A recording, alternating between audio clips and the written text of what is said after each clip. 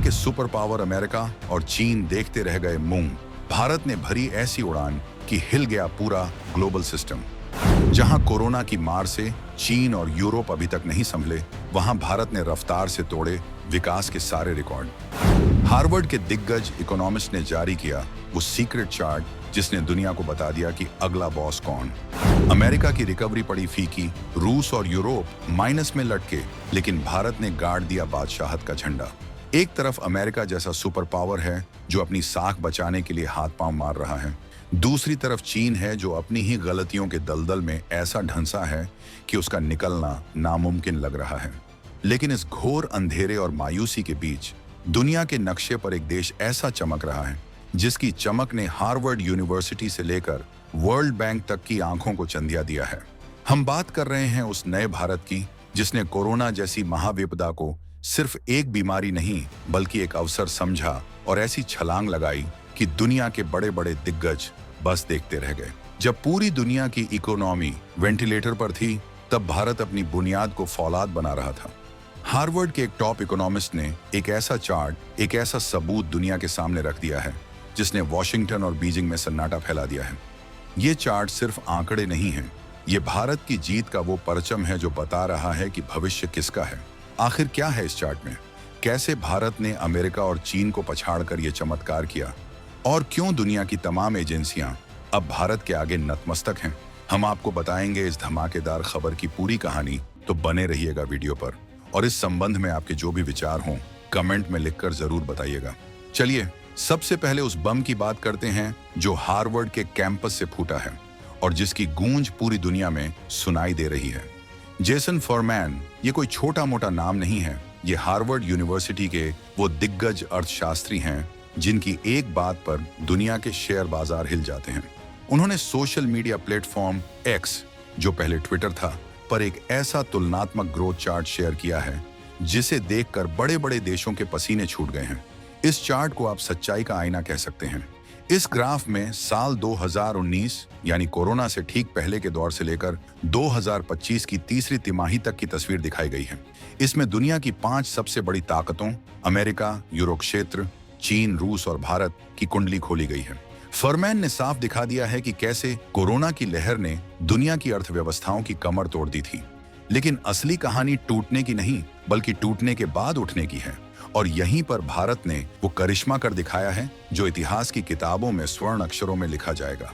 जहां बाकी देश अभी भी अपने घावों पर मरहम लगा रहे हैं, वहां भारत ने न सिर्फ अपने घाव भरे बल्कि दौड़ना भी शुरू कर दिया है। ये चार्ट चीख चीख कर गवाही दे रहा है कि भारत अब कतार में खड़ा होने वाला देश नहीं बल्कि कतार का नेतृत्व करने वाला इंजन बन चुका है। अब जरा दिल थाम कर बैठिए, क्योंकि मैं आपको उन महारथियों का हाल बताने जा रहा हूं जो खुद को दुनिया का ठेकेदार समझते थे। फरमैन का डेटा बताता है कि 2020 में जब महामारी अपने चरम पर थी, तब तबाही का मंजर क्या था। यूरो क्षेत्र यानी यूरोप के वो अमीर देश जो अपनी रईसी पर इतराते थे, उनकी अर्थव्यवस्था -25% तक नीचे गिर गई थी। सोचिए, 1/4 अर्थव्यवस्था स्वाहा। वहीं हमारा पड़ोसी चीन, जो दुनिया की फैक्ट्री होने का दम भरता था, वो भी मुंह के बल गिरा और -10% तक लुढ़क गया। रूस की हालत भी पतली थी, वहां मंदी का आंकड़ा -8% था। अमेरिका और भारत भी अछूते नहीं थे, दोनों 5% की गिरावट झेल रहे थे। लेकिन असली खेल तो गिरने के बाद शुरू हुआ। आज 2025 में जब हम पीछे मुड़कर देखते हैं तो तस्वीर बिल्कुल साफ हो जाती है। चीन, जिसने दुनिया को वायरस दिया, वो आज अपनी ही नीतियों, जीरो कोविड पॉलिसी और अपने रियल एस्टेट के महासंकट में ऐसा फंसा है कि 2025 तक भी उसकी रिकवरी रेट 5% रहने का अनुमान है। जी हाँ, -5। ड्रैगन अभी भी पानी के नीचे सांस लेने की कोशिश कर रहा है। रूस यूक्रेन युद्ध की आग में झुलसकर -8% पर ही अटका हुआ है और यूरो क्षेत्र -3% पर रेंग रहा है। ये वो दिग्गज हैं जो भारत को कभी ज्ञान दिया करते थे, लेकिन आज खुद अपनी अर्थव्यवस्था को डूबने से बचाने के लिए जूझ रहे हैं। अब आती है सबसे दिलचस्प तुलना हाथी और ईगल की। अमेरिका और भारत दोनों 2020 में -5% पर थे। दोनों को एक ही तरह का झटका लगा था, लेकिन 2025 में दोनों कहां खड़े हैं? अमेरिका ने अपनी इकोनॉमी को पटरी पर लाने के लिए $1 ट्रिलियन यानी लाखों करोड़ों रुपए पानी की तरह बहा दिए, नोट छाप छाप कर लोगों की जेबें भरी ताकि बाजार चलता रहे। इतनी जद्दोजहद, इतनी मेहनत और इतने पैसे खर्च करने के बाद 2025 तक अमेरिका बमुश्किल +2% की ग्रोथ रेट तक पहुंचने में कामयाब हो पाया है। और अब जरा अपने भारत की तरफ देखिए। भारत ने बिना अंधाधुंध नोट छापे, बिना अपनी भविष्य की पीढ़ियों को कर्ज में डुबोए एक अलग ही रास्ता चुना। और नतीजा, भारत 2025 के मध्य तक +5% की ग्रोथ रेट की ओर बढ़ रहा है। अमेरिका की रफ्तार से 2.5 गुना ज्यादा। ये कोई मामूली अंतर नहीं है। ये इस बात का सबूत है कि भारत का सिस्टम, भारत की नीतियां और भारत का बाजार अमेरिका से कहीं ज्यादा लचीला और दमदार है। जहां अमेरिका बुढ़ापे की रफ्तार से चल रहा है, वहां भारत किसी युवा एथलीट की तरफ फर्राटा भर रहा है। फरमैन के चार्ट ने यह साफ कर दिया है कि रिकवरी का असली चैंपियन कौन है। आपके मन में यह सवाल जरूर उठ रहा होगा कि आखिर भारत के पास वो कौन सी जादू की छड़ी थी। जब चीन और यूरोप जैसे अमीर देश फेल हो गए तो भारत ने यह बाजी कैसे पलट दी? जेसन फरमैन ने इसका जवाब बहुत ही सटीक शब्दों में दिया है। उन्होंने कहा है कि भारत की यह उछाल कोई तुक्का नहीं है, ये कोई एक दिन का चमत्कार नहीं है। ये परिणाम है संरचनात्मक मजबूती का। आसान भाषा में कहें तो भारत ने अपनी नींव मजबूत की है। जब दुनिया रो रही थी, भारत अपने डिजिटल इंफ्रास्ट्रक्चर को खड़ा कर रहा था। यूपीआई जैसी क्रांति, जिसने गांव-गांव में डिजिटल पेमेंट पहुंचा दिया, उसने भारत की अर्थव्यवस्था को रुकने नहीं दिया। इसके अलावा भारत ने जो इन्वेस्टमेंट रिफॉर्म्स किए, यानी निवेश के नियमों को आसान बनाया, उसने दुनिया भर के निवेशकों को भारत खींच लिया। एक स्थिर माहौल, दमदार घरेलू खपत और सरकार की सख्त लेकिन सही नीतियों ने मिलकर एक ऐसा सुरक्षा चक्र तैयार किया जिसे कोई मंदी नहीं भेद पाई।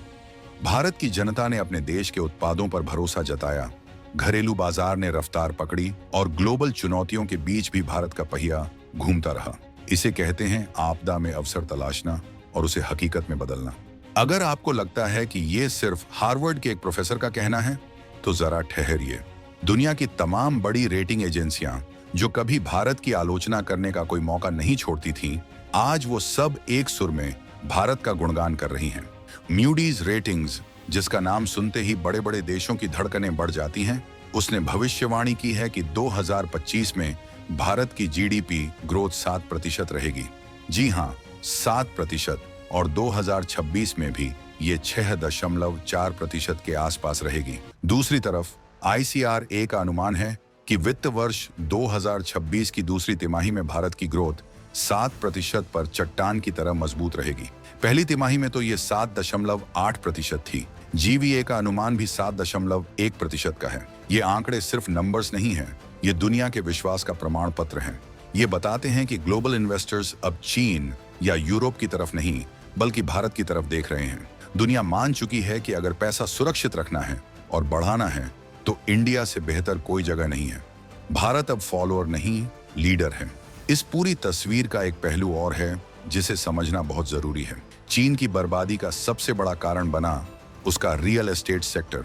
चीन ने अंधाधुंध इमारतें बनाई, शहर के शहर खड़े कर दिए, लेकिन उनमें रहने वाला कोई नहीं था। उनका पैसा ईंट पत्थरों में फंस गया। लेकिन भारत ने समझदारी दिखाई। भारत की ग्रोथ हवा हवाई नहीं है, ये एरियल डिमांड पर आधारित है। भारत में जो ग्रोथ हो रही है वो लोगों की जरूरतों, घरेलू खपत और मैन्युफैक्चरिंग से आ रही है। भारत का मिडिल क्लास आज दुनिया का सबसे ताकतवर कंज्यूमर वर्ग बन चुका है। जब 140 करोड़ लोग अपनी ताकत पहचानते हैं, तो दुनिया की बड़ी बड़ी मंदी भी उनके सामने घुटने टेक देती है। जेसन फरमैन ने विशेष रूप से इशारा किया है कि भारत ने 2020 के अपने निचले स्तर से ऐसी रिकवरी की कि 2022 तक ही वो प्री कोविड ट्रेंड लाइन से ऊपर निकल गया। मतलब कोरोना से जो नुकसान हुआ था, उसकी भरपाई हमने 2022 में ही कर ली थी और अब हम मुनाफे में खेल रहे हैं, जबकि बाकी देश अभी भी पुराने घाटे को पाटने में लगे हैं। 2024 में हम +3% पर थे और अब हम +5% की ओर बढ़ रहे हैं। ये ग्राफ ऊपर ही जाता जा रहा है और रुकने का नाम नहीं ले रहा। इस आर्थिक जीत का असर सिर्फ बैंकों तक सीमित नहीं रहेगा, इसका असर सीमाओं पर भी दिखेगा। एक मजबूत अर्थव्यवस्था का मतलब है एक मजबूत सेना, आधुनिक हथियार और दमदार कूटनीति। जब जेब में पैसा होता है तो दुनिया आपकी बात सुनती है। आज अगर रूस और चीन माइनस में हैं और भारत प्लस में, तो इसका सीधा मतलब है कि एशिया में शक्ति का संतुलन बदल रहा है। जो चीन अपनी आर्थिक ताकत के दम पर भारत को आंखें दिखाता था, आज वो अपनी गिरती हुई जीडीपी को संभालने में व्यस्त है। और भारत अपनी शर्तों पर दुनिया से व्यापार कर रहा है। ये वो न्यू इंडिया है जो किसी के दबाव में नहीं आता। हार्वर्ड का ये डेटा उन सभी आलोचकों के मुंह पर तमाचा है जो कहते थे कि भारत को उभरने में दशकों लगेंगे। भारत ने दशकों का काम सालों में करके दिखा दिया। तो आपको क्या लगता है, क्या भारत 2030 तक दुनिया की तीसरी सबसे बड़ी अर्थव्यवस्था बनकर चीन को और पीछे छोड़ देगा, या फिर ये रास्ता अभी और कठिन होने वाला है? अपनी राय, अपने विचार और अपना जोश कमेंट बॉक्स में जरूर शेयर करें, क्योंकि आपकी आवाज मायने रखती है।